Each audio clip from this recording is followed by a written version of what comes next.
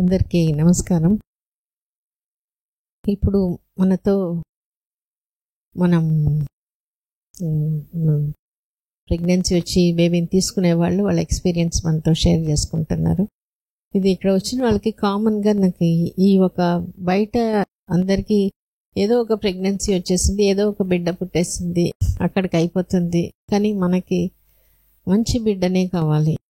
ఆ మంచి బిడ్డని తయారు చేసేదానికి మనల్ని మనం శారీరకంగా ముఖ్యంగా మానసికంగా సంసిద్ధం చేసుకుంటే ఆ బిడ్డ అనేది మన అనుకున్న రీతిలోనే హ్యాపీగా ఈజీగా వచ్చేస్తుంటుంది. ఇప్పుడు హర్షిత మనతో తన ఎక్స్పీరియన్స్ షేర్ చేసుకోబోతున్నారు. Good morning. బాబుకి 1 year అయింది మొన్ననే. సో తన ఎక్స్పీరియన్స్ ఇంతకుముందు కూడా ఒక వీడియో చేసినారు, కానీ ఇప్పుడు బేబీ ఎక్స్పీరియన్స్ ఎప్పటికంటే ఈ విత్తనం అనేది మనం ఒకసారి ఆ విత్తనం బాగున్నప్పుడు ఆ ఫ్రూట్స్ అనేది ఖచ్చితంగా అదే బాగుంటుంది. ఏదో ఒక విత్తనం వేసేసి మనం అంతా ఎరువేస్తాం, నీళ్ళేస్తాం, మంచి స్కూల్కి పంపిస్తాం, ఇవన్నీ అయితే కాదు. ప్రెగ్నెన్సీ రాకముందే ప్రెగ్నెన్సీలోనే అది వేసేటప్పుడు ఆ రిజల్ట్ ఎట్లా ఉంటుంది? Good morning madam. Good morning అందరికి. First of all thank you so much madam. ఈ హాస్పిటల్ వల్ల, మేడం వల్ల, సార్ వల్ల అండ్ అందరి స్టాఫ్ వల్లే నేను ఇప్పుడు ఇంత హ్యాపీగా ఉన్నానంటే ఈ హాస్పిటలే మెయిన్ రీజన్. యాక్చువల్గా లాస్ట్ టైం ప్రెగ్నెన్సీ డెలివరీ అయిన తర్వాత 1 month తర్వాత నేను ఇలాగే వచ్చి మా ఎక్స్పీరియన్స్ని షేర్ చేసుకున్నాను. అప్పుడు నాకు నా బేబీ గురించి అంత ఎక్కువ తెలియదు, అంటే ఇప్పుడు తెలిసినంత ఇదిగా తెలియదు. ఇప్పుడు మళ్ళీ 1 year అయింది. ఈ 1 year ఎక్స్పీరియన్స్ని కూడా అందరితో షేర్ చేసుకోవాలి, నా బేబీ గురించి అందరికీ చెప్పాలని మళ్ళీ వచ్చాను. నాకు మళ్ళీ ఈ ఛాన్స్ కూడా రాదు. నేను మళ్ళీ ఫారెన్ వెళ్ళిపోతున్నానని చెప్పి మేడం వాళ్ళు పిలిచిన వెంటనే నా గురించి అందరికీ తెలియాలి, నా వీడియో ఒక్కరికన్నా హెల్ప్ అవ్వాలి అని చెప్పి వచ్చాను. ఫస్ట్ ఆఫ్ ఆల్ నా బేబీ లాస్ట్ ఇయర్ February 16 పుట్టారు. కరెక్ట్గా 1 year అయింది. నేను ఆ February 16 అన్న డేట్ వింటే అది నాకు కొత్తగా ఏం అనిపించదు, ఎందుకంటే నేను ప్రెగ్నెన్సీ వచ్చినప్పటి నుంచి నేను అనుకుంటున్న డేటే అనమాట. ఈ డేటే నా బేబీ పుట్టాలి, ఈ డేటే పుట్టాలి. ఏదర్ C-section అయినా పర్లేదు, నార్మల్ అయినా పర్లేదు, నా బేబీ హెల్దీగా ఉండాలి, బేబీ ఈ డేటే పుట్టాలి. అంటే వాళ్ళ ఫాదర్కి నేను ఇచ్చే గిఫ్ట్ అండ్ డేట్ కూడా తను September 16th అయితే కనీసం డేట్ ఇద్దరిది ఒక్కటే అయి ఉండాలి అని చెప్పి నేను అలా అనుకునేదాన్ని. అలాగే ఖచ్చితంగా కరెక్ట్గా సపోర్ట్ చేసి ఎలాంటి కాంప్లికేషన్స్ లేకుండా ఆ రోజు డెలివరీ అయ్యేటట్టు బేబీ సపోర్ట్ చేశారు. అలాగే టాక్ టు బేబీ గురించి చెప్పాలంటే టాక్ టు బేబీ ఎంత బాగా హెల్ప్ అవుతుంది అనేది నాకు తెలియదు, కానీ మేడం వాళ్ళు చెప్పారు. మేడం వాళ్ళు చెప్తే ఖచ్చితంగా కరెక్టే అని చెప్పి ప్రెగ్నెన్సీకి ముందు నుంచి కూడా మేడం వాళ్ళు ఏం చెప్తే అది, స్టాఫ్ ఏది చెప్తే అది నేను వినేదాన్ని, అలాగే చేయాలి అనుకునేదాన్ని. అలాగే టాక్ టు బేబీ కూడా ముందు నుంచే ప్రెగ్నెన్సీ కన్ఫర్మ్, నాకు ట్రీట్మెంట్ ఇక్కడే తీసుకున్నాను కాబట్టి నాకు ప్రెగ్నెన్సీకి రాక ముందు నుంచే తెలుసు టాక్ టు బేబీ టెక్నిక్ అనేది. అది ప్రెగ్నెన్సీ వచ్చిన ఫస్ట్ మంత్ సెకండ్ మంత్ నుంచే నేను ఫాలో అయ్యాను. ఎలా చెప్పాలో అర్థం కావట్లేదు, కానీ ఈవెన్ చెప్పాలంటే నేనేమి అంత టైమింగ్స్ ఏం ఫాలో అవ్వను. 11 నేను ఆల్మోస్ట్ పడుకునే టైంకి 11 అయిపోతుంది, కానీ నేను నా బేబీకి చెప్పుకునేదాన్ని నువ్వు టైమింగ్స్ ఫాలో అవ్వాలి అని చెప్పి. తను ఎగ్జాక్ట్గా నైట్ 8 అయిందంటే ఖచ్చితంగా పడుకుంటాడు. ఎక్కడున్నా కూడా 8 అయిందంటే ఖచ్చితంగా నిద్రపోతాడు.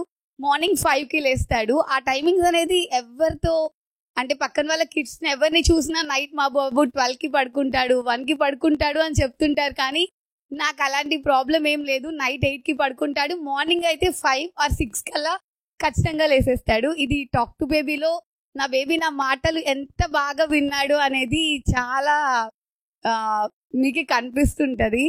అలాగే ఇంకా టైంకి లేస్తాడు, టైంకి నిద్రపోతాడు, ఫీడింగ్ కూడా కరెక్ట్ టైంకి తీసుకుంటాడు. 2 hours ఒకసారి, తను కొంచెమే తీసుకుంటాడు కానీ 2 hours ఒకసారి ఖచ్చితంగా, అది ఫుడ్ అవ్వచ్చు, ఏదో ఒకటి, వాటర్ అవ్వచ్చు, ఏదైనా 2 hours ఒకసారి ఖచ్చితంగా తీసుకుంటాడు.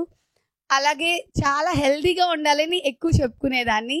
ఎంత హెల్దీగా ఉంటాడంటే నాకే అప్పుడప్పుడు చూస్తుంటే చాలా షాకింగ్గా ఉంటుంది. ఈవెన్ కేక్ పెట్టినా తినడు, ఒకవేళ తిన్నా జస్ట్ ఒక్కసారి పెడితే యాక్సెప్ట్ చేస్తాడు అంతే, కానీ తర్వాత పెడితే ఖచ్చితంగా ఊసేస్తాడు మేడం. అవన్నీ చూస్తుంటే ఇంత హెల్ప్ అయిందా, ఇంకా అందరికీ హెల్ప్ అవ్వాలి, ఇంకా అందరికీ రీచ్ అవ్వాలి అని నేను అనుకుంటూ ఉంటాను. అలాగే నేను సిసింద్రి సాంగ్ బాగా వినేదాన్ని. నైట్ టైం 10కి బాగా మూమెంట్స్ తెలిసేవి. నేను నైట్ 10కి చాలా బాగా మాట్లాడేదాన్ని. ఆ టైంకి నేను మాట్లాడకపోయినా నాకు మూమెంట్స్ తెలుస్తుండేది, ఇంకా మాట్లాడట్లేదు ఏంటి అని చెప్పినట్టు. ఆ టైం సిసింద్రి సాంగ్ విని మాట్లాడుతూ ఉండేదాన్ని. ఆ సాంగ్ వింటున్నప్పుడు కూడా నా బాబు ఇలానే ఉంటాడేమో, బాబు పాప అయితే నేను అస్సలు అనుకోలేదు. ఎవరు పుట్టినా ఇలాగే ఉండాలి, ఇంత క్యూట్గా ఉండాలి అనుకునేదాన్ని. ఆ సాంగ్ అయితే చాలా ఇష్టంగా విన్నాను. ఆ సాంగ్కి ఎంత బాగా రియాక్ట్ అవుతాడంటే, మొన్న ఫంక్షన్కి వచ్చినప్పుడు కూడా మేడం వాళ్ళు అందరూ చూశారు. ఎంత ఏడుస్తున్న బాబు కూడా ఆ సాంగ్ పెట్టంగానే కామ్ అయిపోయాడు. అలాగా ప్రతి ఒక్క టెక్నిక్ మేడం వాళ్ళు ఎంతో ఆలోచించి ఎంతో ఎక్స్పీరియన్స్తో కొన్ని చెప్తారు. అదంతా మనం ఏముందిలే ఇదంతా నిజమేనా అనిపిస్తుంది, కానీ అది ప్రతి ఒక్కటి నేను చాలా ఎక్స్పీరియన్స్ చేశాను. వాటన్నిటి వల్ల చాలా చాలా హ్యాపీగా ఉంది కదా. అంటే ఆ ఫంక్షన్ అప్పుడు అందరిని చూసి అది కొంచెం ఇదే ఏడవడం స్టార్ట్ చేశారు. ఏం చేసినా ఆపలేదు. అవును, కానీ ఆ సాంగ్ అది చెప్పు, ఆ సాంగ్ అలా ప్లే చేయండి అని చెప్పిన వెంటనే అందరూ స్టాఫ్ అండ్ మేడం వాళ్ళు చూసి చాలా షాక్ అయిపోయారు. ఓకే, ఇంత హెల్ప్ అవుతుందా మనది, లైవ్ లో కూడా వాళ్ళు చూసారు కాబట్టి ఇంత హెల్ప్ అవుతుందా, ఇంత బాగా టాక్ టు బేబీ అనేది హెల్ప్ అయిందా బేబీకి, బేబీ ఇంత బాగా విన్నాడా, రిసీవ్ చేసుకున్నాడా అనేది నాకు అలాగే అనిపించింది. మా పేరెంట్స్ కి కానీ ఇంట్లో అందరికీ కానీ చాలా షాకింగ్ గా ఉంది. ఆ రోజు అందరు ఒక 100 మెంబర్స్ అలా చూసారు కాబట్టి అందరికీ తెలిసింది టెక్నిక్ గురించి కానీ నేను చెప్పుకున్న విషయాలు కానీ అలాంటివన్నీ. అలాగే అది నేను ఇష్టంతో ఏం చెప్పుకున్నానో అలాగే ఉన్నాడు మేడం సీరియస్ గా. అది డిసిప్లైన్ గా ఉండాలని చెప్పాను. టైంకి నిద్రపోవడం కానీ, టైంకి లేయడం కానీ, ఫీడింగ్ తీసుకోవడం కానీ, చాలా యాక్టివ్ గా ఉండడం కానీ. అండ్ ఆ డిసిప్లైన్ గా ఉండడానికి మనం కూడా కొన్ని చేయాలి.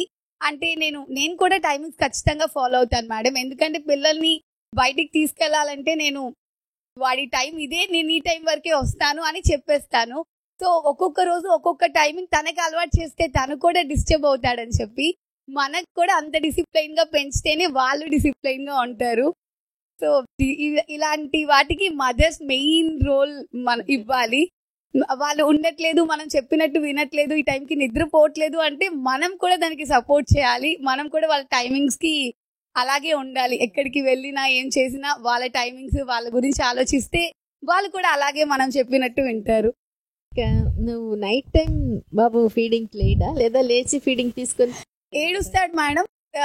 ఫీడింగ్ ఇవ్వగానే నిద్రపోతాడు. నైట్ ఎన్నిసార్లు లేస్తాడు? నైట్ అంటే ఇప్పుడు 1 year కదా మేడం. అంతకు ముందు 1 time 2 times 3 times అలా డిపెండ్స్ మేడం. కానీ ఎన్నిసార్లు లేసినా ఫీడింగ్ తీసుకోవడం పడుకోవడం అంతేకాని డిస్టర్బ్ చేయడు ఎక్కువ. నీకు స్లీప్ డిస్టర్బెన్స్? నాకు స్లీప్ ఎప్పుడు డిస్టర్బెన్స్ లేదు. జస్ట్ పాలు ఇవ్వడం పడుకోవడం తప్ప స్లీప్ డిస్టర్బెన్స్ లేదు. ఈ 1 year నేను ఈ జర్నీని మా హస్బెండ్ లేకుండా కూడా ఎంత బాగా ఎంజాయ్ చేశానంటే అంత బాగా ఎంజాయ్ చేశాను. అది నువ్వు హెల్దీగా ఉండాలని పలానాది తినాలి, పలానా తినకూడదు అట్లా చెప్పేవాళ్ళు, జస్ట్ హెల్దీగా ఉండాలని మాత్రం చెప్పేవా? హెల్దీగా ఉండాలని చెప్పాను. అలాగే నాకు కూడా ఐస్ క్రీమ్స్ కానీ చాక్లెట్స్ కానీ అవన్నీ నాకు ఇష్టమే. కానీ ఆ 9 months మాత్రం నేను హోల్డ్ చేసి పెట్టుకున్నాను. నేను ఏది తిన్నా హెల్దీగానే తినేదాన్ని. ఈవెన్ 1 piece కూడా ఏదైనా 1 piece ఎప్పుడో రేర్ గా ఏమన్నా తినేదాన్ని. కానీ ఆ 9 months జర్నీలో నేను కూడా చాలా హెల్దీగా తినేదాన్ని. కాబట్టి బాబు కూడా నేను ఈ 9 months నా ఫుడ్ ని నేను సాక్రిఫైస్ చేస్తే తనకు కూడా అర్థమవుతుంది నేను ఏం తినాలి అని నేను ముందుగా అనుకొని 9 months మాత్రం నేను ఏది మేడం వాళ్ళు డైట్ చెప్పేవాళ్ళు, ఇంట్లో వాళ్ళు చెప్పేవాళ్ళు, ఏదైనా హెల్దీవే ఎక్కువ కాన్సన్ట్రేట్, ఎక్కువ కాదు 99% హెల్దీగానే తినేదాన్ని. అది వన్ ఆఫ్ ది రీజన్ మా బేబీ ఇంత హెల్దీ ఫుడ్ యాక్సెప్ట్ చేయడానికి కూడా. యాక్చువల్ గా రైస్ పెడితే ఎక్కువ తినడు మేడం. రాగి జావ కానీ అలాంటివి పెడితే చాలా ఇష్టంగా తింటాడు. ఆఫ్టర్నూన్ కూడా అందరూ రైస్ పెట్టండి అంటుంటారు.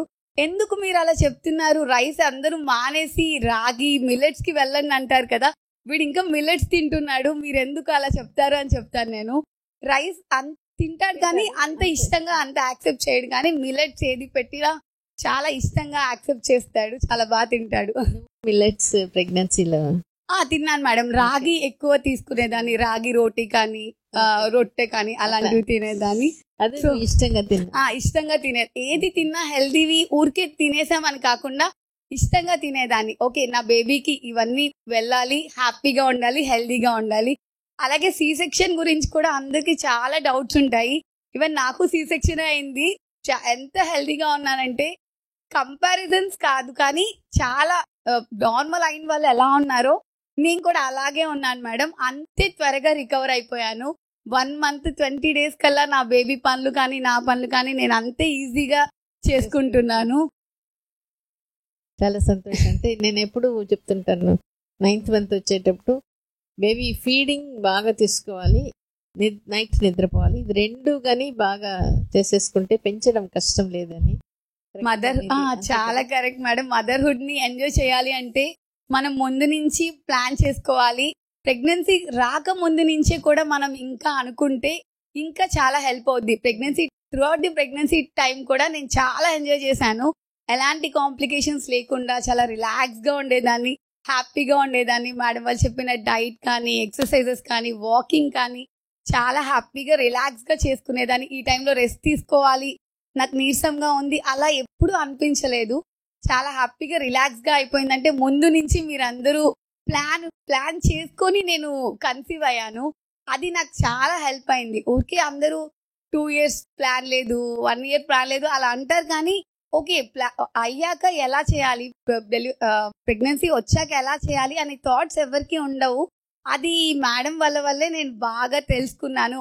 ఇలాంటివి అనుకోండి అమ్మా, ఇవి తినండి, ఇలా హెల్దీగా ఉండండి, బేబీ ఇలా ఉంటాడు అలా ఉన్నాడని చెప్పుకోండి, బేబీకి నీ ముందు నుంచి ఇన్వైట్ చేయండి. ఇవన్నీ నేను 1 year కాదు 10 years అయిపోయినా అస్సలు మర్చిపోను. ఎందుకంటే అంత హార్ట్ కి తీసుకొని అంత బాగా ఇష్టంతో నేను తనని యాక్సెప్ట్ చేయాలి అనుకున్నాను. అంతే ఇదిగా తను కూడా ఇప్పుడు నన్ను యాక్సెప్ట్ చేస్తూ చాలా హ్యాపీగా ఉన్నాడు, చాలా హెల్దీగా ఉన్నాడు మేడం. ఒక 2 లైన్లో ప్రెగ్నెన్సీ ఎట్లా వచ్చింది అది వరకు చెప్పేసి. ప్రెగ్నెన్సీ ఎలా వచ్చిందంటే 2 times నాకు మిస్క్యారేజెస్ అయ్యాయి. దాని తర్వాత మేడం వాళ్ళ దగ్గరికి వచ్చాను. మేడం వాళ్ళు 6 months గ్యాప్ తీసుకోండి అమ్మా, ఏం ప్లాన్ చేసుకోవద్దు, అప్పటి వరకు మేము చెప్పిన డైట్ అంతా చేయండి అన్నారు. 6 months కరెక్ట్ గా అయిపోయింది. మేడం వాళ్ళ దగ్గరికి వచ్చి ఓకేనా మేడం అంటే అంతా ఓకే ప్లాన్ చేసుకోండి అన్నారు. ఒక 2 months లోనే వచ్చేసింది. 2 months లోనే కన్సీవ్ అయిపోయాను. యాక్చువల్ ఎట్లా లాస్ట్ మంత్ గురించి అంటే అది నాకు ఇంకా 2 months టైం ఉంది. కరెక్ట్ గా 6 months అయిపోతున్న టైంలో మా హస్బెండ్ కి ఫారెన్ ఛాన్స్ వచ్చింది. అరే ఇంకా 2 months టైం ఉంది, ఈ మంత్ అయితే అయినట్టు, లేకపోతే నేను ఫారెన్ కి వెళ్ళాలా, ఎలా చేయాలి అక్కడంతా అనుకుంటూ ఉండేదాన్ని. కానీ ఆ 1 month కూడా తెలియకుండా అయిపోయింది. లాస్ట్ మంత్ లో చాలా పనులు చేశాను, తను వెళ్ళడానికి అంతా సపోర్ట్ చేశాను, ఇల్లు పర్మనెంట్ గా వెకేట్ చేసేసాము, అన్ని చేసాము. కానీ ఆ మంత్ లో అస్సలు నేను దాని గురించి ఆలోచించలేదు. ఓకే ఏదైతే ముందు నెల బాగా చాలా ప్లాన్ చేశాను, అప్సెట్ అయిపోయింది. తర్వాత ఇంకా ఈ నెల కుదరదు, నేను ఇంకా నా లైఫ్ ఏంటి అని చాలా ఫీల్ అయ్యాను. ఎలాగా ఈ హాస్పిటల్లోనే నేను డెలివరీ అవ్వాలని చెప్పి ఎప్పటి నుంచో అనుకుంటున్నాను. అలా అవ్వకుండా అయిపోతుందా, ఎలా అయిపోతుంది అని ఆలోచించి ఇంకా ఓకే ఎలా అయితే అలా అవుతుందని వదిలేశాను. ఆ మంత్ నేను చేయని పను లేదు, లేకపోతే షిఫ్టింగ్ కావచ్చు, జర్నీస్ కావచ్చు, ఏది పడితే అది చేశాను. అస్సలు ప్లాన్ లేదు, అసలు దాని గురించి థాట్ కూడా లేదు. మెయిన్ గా మా హస్బెండ్ హ్యాపీగా ఉండాలి, తనని హ్యాపీగా పంపించాలి అనుకున్నాను. తను వన్స్ వెళ్ళిపోయారు, పక్క రోజుకు ఊరికే డేట్ రాలేదు, బాగా నీరసంగా ఉంది ఏంటని చూసుకున్నాను, కన్సీవ్ అయ్యాను. అసలు చాలా మిక్స్డ్ ఎమోషన్స్, అవి ఎలా చెప్పాలో కూడా అర్థం కావట్లేదు. ఇలా ఉంటుంది, మనం ఎక్కువ ఆలోచిస్తేనే అది వెనక్కి పోతుంది. మనం దానికి కావాల్సినవన్నీ చేసేసి మనం రిలాక్స్ అయిపోతే అది ఖచ్చితంగా ఈజీగా వచ్చేస్తుంది. అలాగే మీరు ఏమనుకుంటే అలాగే బేబీ పుడతాడు. కానీ పైన అనుకోవడం కాకుండా బాగా పొట్ట మీద చేయి పెట్టుకొని ఇలాగే ఉండాలి, అలా చేయాలి, అమ్మ ఇలా కావాలనుకుంటుంది అని చెప్పి ఇష్టంతో తనని ఇన్వైట్ చేసిన, తనతో మాట్లాడినా తను ఈజీగా యాక్సెప్ట్ చేస్తారు మేడం. థ్యాంక్స్ అమ్మా, థ్యాంక్స్. అట్లనే బేబీ పెరిగే కొద్దీ ఆ సాంగ్ కూడా తనల్ని కూడా పాడిచ్చేస్తారు. ఓకే మేడం, అది life long stress buster. Okay madam, okay ఖచ్చితంగా. Thank you so much madam. ఇంత హ్యాపీగా మీ వల్ల, మీ హాస్పిటల్ వల్ల నేను ఉండగలుగుతున్నాను. Thank you so much madam. Thank you madam.